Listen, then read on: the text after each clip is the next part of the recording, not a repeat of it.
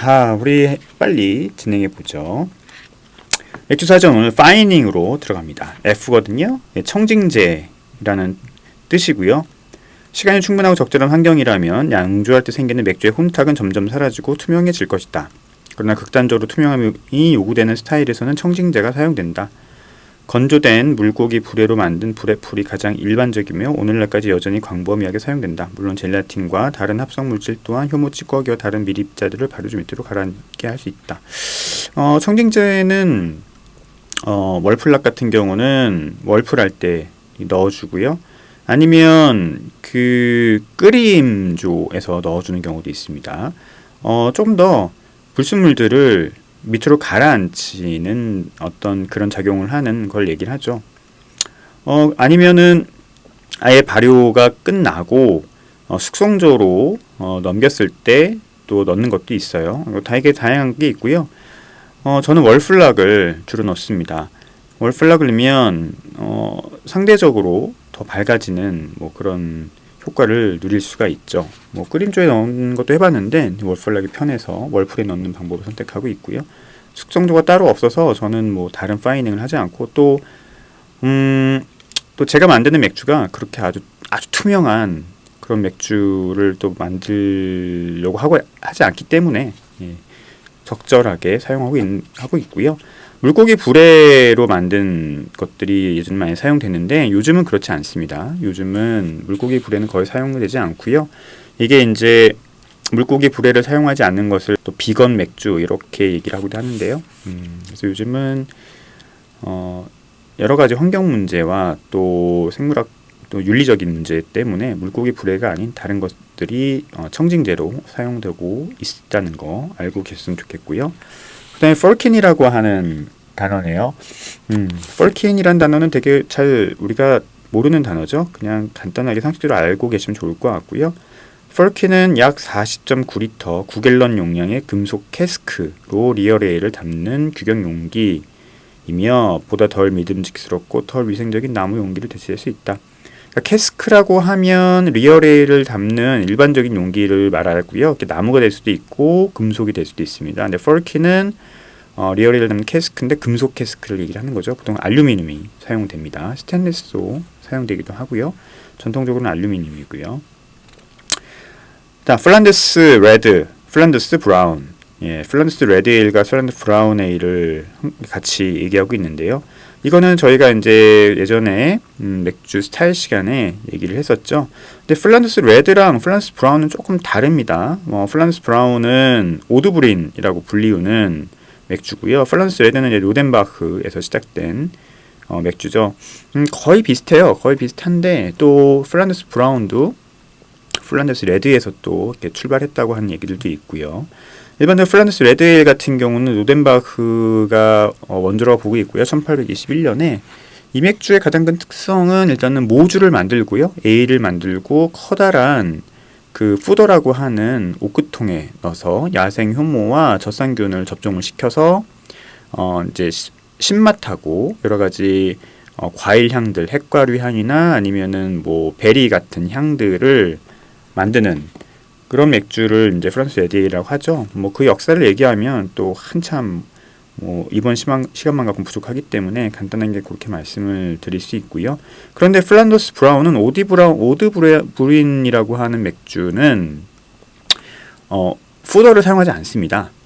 스테인리스 발효주를 사용하기 때문에 조금 다른 방법, 다른 스타일이라고 볼 수 있을 것 같아요. 플란드스 오드브린 같은 경우는 한국에 지금 들어와 있긴 하거든요. 그래서 한번 드셔보시면 좋겠고요. 읽고 넘어가도록 하죠. 벨기에 맥주 평범한 방법으로 양조된 후 오크 발효를 해서 최대 2년까지 숙성시켜 락토바실러스 아스토박터 프레타노마이세스와 같은 박테리아와 야생 효모에 노출시킨다. 평범한 방법으로 양조된 후라고 하는 게 이제 모주를 만드는 에일을 만든다는 뜻이에요. 이러한 미생물을 맥주의 독특하고 복합적인 신맛을 부여하는데 기초 같은 향미와 쿰쿰하고 흑향과 같은 풍미를 만들어준다 라고 합니다. 이런 향미는 몰트에서 나오는 캐러멜과 태운 설탕의 캐릭터와 좋은 균형감을 이룬다 라고 하고요. 프랑스 레드에일과 프랑스 브라운 에일은 모두 수입는 블렌딩 기술이 중요하며 이 스타일의 특성인 달큰하고 시큼한 맛의 균형을 위해 오래된 맥주와 새 맥주가 혼합된다. 자, 프랑스 레드에일 같은 경우는 푸더에서 발효를 시키죠. 추가적인 발효와 이제 숙성을 시키는데 그 다양한 그 푸더마다 향미가 달라질 수 있거든요. 그 중에서 하나를 골라서 블렌딩 마스터 혹은 브루 마스터 하나를 골라서 빈티지로 출시를 하고요. 나머지 맥주는 모주와 혼합을 블렌딩을 합니다. 그래서 좀 더 음용성을 높게 만들죠. 예를 들어서 로덴바흐의 예를 들면은 모주 4분의 1이 들어가고 4분의 3이 빈티지가 들어간 거를 그랑크리라고 출시를 하고요. 뭐 3분의 1이 들어간 거는 뭐 클래식, 뭐 체리 뭐 시럽이 들어간 걸 뭐 알렉산더르 뭐 이렇게 여러 가지 블렌딩을 통해서 빈티지의 모주를 섞는 비율을 통해서 다양한 카테고리를 또 만들어내고 있고요. 뭐 이거는 두체스트 부르고뉴도 마찬가지고 나머지 프랑스 레드에일도 마찬가지 방법을 사용하고 있습니다. 그리고 프랑스 브라운도 마찬가지죠. 오드브린도 마찬가지고요. 뭐 오드브린 같은 경우는 발효조가 좀 다르긴 하지만 어쨌든 비슷한 뉘앙스를 갖고 있어요. 그래서 빈티지는 오크 향도 되게 진하고 신맛도 좀 더 세고 또 좀 그런 느낌이 있는데 뭐 그랑크리 같은 경우는 단맛도 좀 있고요. 밸런스도 맞고 마시기 편하죠. 모주를 통해서 음용성을 높였기 때문에 그렇게 됩니다. 신맛은 과일 맥주의 베이스로 사용되곤 하는데 체리와 라즈베리, 플란드스 에일이 이런 방법으로 흔히 양조되는 맥주들이다. 양조 기술과 인내가 요구되며 제대로 양조하기 쉽지 않은 스타일이기 때문에 미국 크래프트 브루어들은 자신의 능력을 증명하기 위해 프랑스 에일을 만들고는 한다. 한국에서 대도 양조장에서도 만든 그 프랑스 레드에일을 얼마 전에 마셔봤거든요. 굉장히 훌륭하더라고요. 뭐 대도 양조장과 고릴라와 갈매기가 같이 만들었다고 하는데 뭐 굉장히 훌륭한 그 프랑스 레드에일을 마셔봤고요. 오늘 제가 그 비어도슨트 이제 마지막 종강 축하주로 가져가는 술이 프랑스 레드에일, 로덴바흐 빈티지 2016년산을 제가 오늘 가져가거든요. 물론 제 개인적인 술입니다. 계속 숙성을 해놓고 있다가 오늘 가져가서 시험 끝나면 축하주로 좀 드리려고 하는데 이렇게 프랑스 그 레드에일 같은 경우 로덴바흐 빈티지 같은 것들이 한국에 들어오면 꼭 한번 구매를 해서 드셔보셨으면 좋겠어요. 일반적인 그랑크리랑 또 다른 느낌을 얻을 수 있고 카락테 루즈 같이 생체리를 넣어서 또 숙성시킨 것들도 한번 드셔보시면 알렉산더 같은 경우는 로덴바흐 알렉산더 같은 경우는 이제 체리 시럽인가요? 그걸 넣어서 체리 시럽인가? 체리 아니면은 과즙인가? 이걸 넣어서 이제 체리 향을 높인 거라고 보시면 될 것 같고 하지만 카락테 루즈 같은 경우는 로덴바흐 빈티지에다가 생체리를 추가적으로 넣어서 숙성시킨 버전이거든요. 좀 느낌이 다릅니다. 그래서 이 로덴바흐 관련해서 여러 가지 맥주들이 한국에 들어오면 다양하게 시음을 통해서 이 프랑스 레드에일에 대한 이해도를 높이시면 좋을 것 같아요. 자, 그 다음 넘어가죠. 플라이트, 비행기의 뜻이 아니고요. 한번 읽어볼까요? 전문적으로 선정된 맥주 샘플들, 맥주 양은 각각 보통 잔의 3분의 1파인트, 즉 190ml로 서빙된다. 저희가 샘플러라고 하는 거 있잖아요. 그거를 이제 좀 더 고급스럽게는 플라이트라고 얘기를 하고, 맥주에서는 보통 그냥 샘플러라고 일반적으로 샘플러라고 얘기하는데, 플라이트는 어디서 얘기를 많이 쓰냐면, 맥주 심사할 때 맥주가 한번 심사 쭉 나오잖아요. 그걸 이제 한 플라이트, 두 플라이트 이렇게 합니다. 첫 번째 플라이트, 두 번째 플라이트. 그럴 때 보통 플라이트를 좀 전문가 용어로 좀 쓰는 것 같아요. 그런데 이 플라이트는 맥주 용어가 아니고 원래 와인업계 용어라고 합니다. 와인업계에서 시작된 플라이트라는 단어는 1970년대 말에 처음 사용되었고 하늘을 함께 나는 한 무리의 비슷한 물체들이라는 집합명사에서 유래했다고 합니다. 그러니까 플라이트라고 하는 것은 와인에서 나온 용어라고 합니다. 맥주에서 사용하기에 너무 시적이라고 사용된다면 다음과 같은 단어로 대체해보면 어떨까? 맥주 비어 허드 혹은 비어 플락. 이제 저는 번역을 맥주 때 혹은 맥주 무리 이렇게 했거든요. 샘플러는 되게 장단점이 있죠. 보통 저희 매장에도 오시면 샘플러 없냐고 물어보시는 분들이 있는데 저는 샘플러를 팔고 있지 않습니다.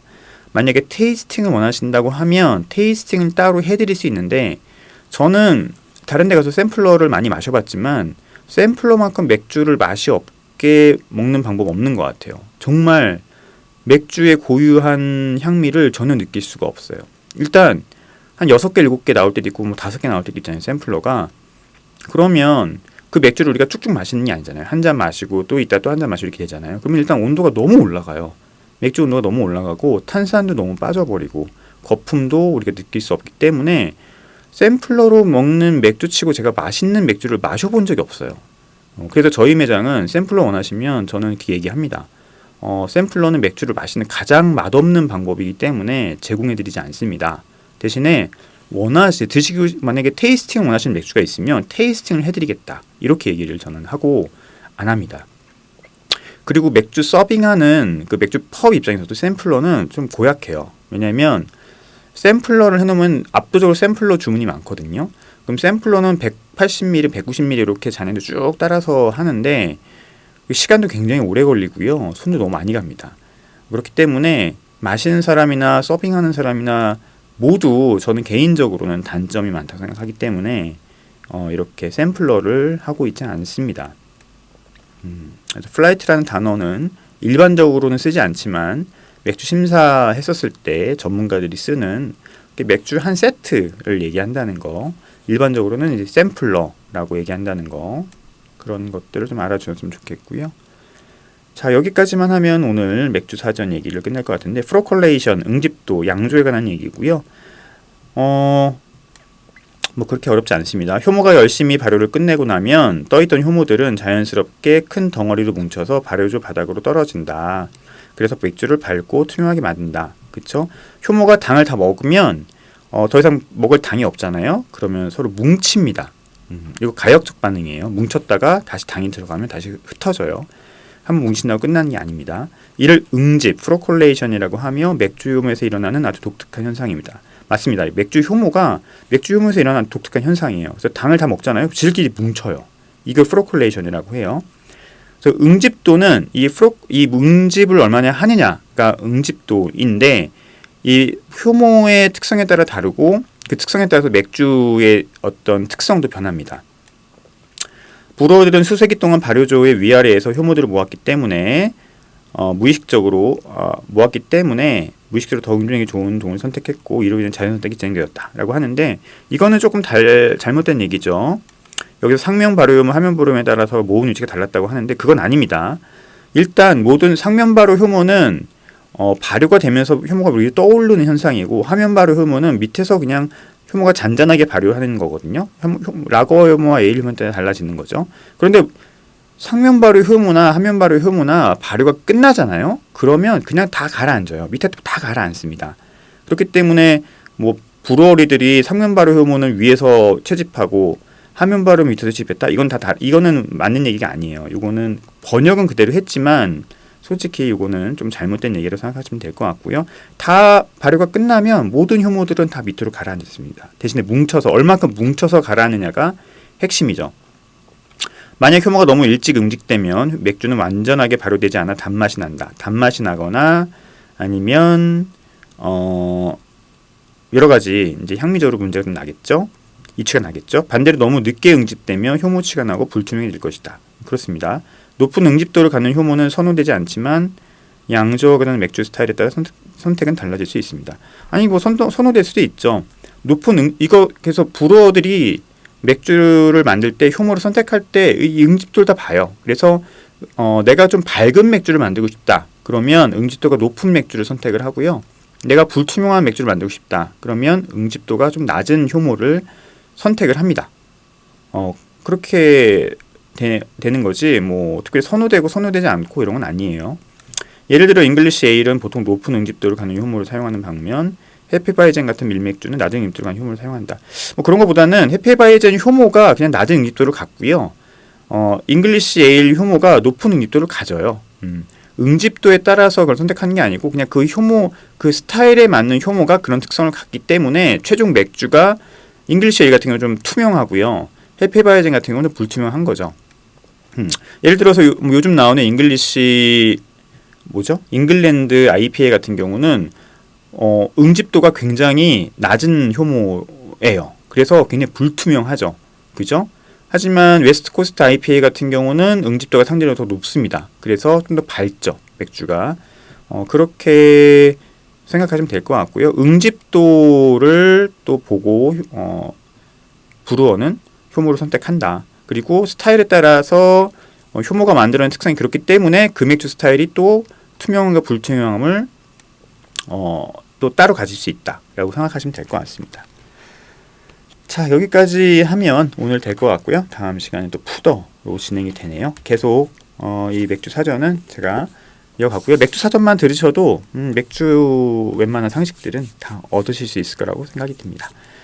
자, 다음 시간에 또 뵙도록 하겠습니다. 마지막 노래는 Nothing's Gonna Stop Us Now 듣겠습니다. 건강하시고요. 다음 시간에 또 뵐게요. 안녕히 계세요.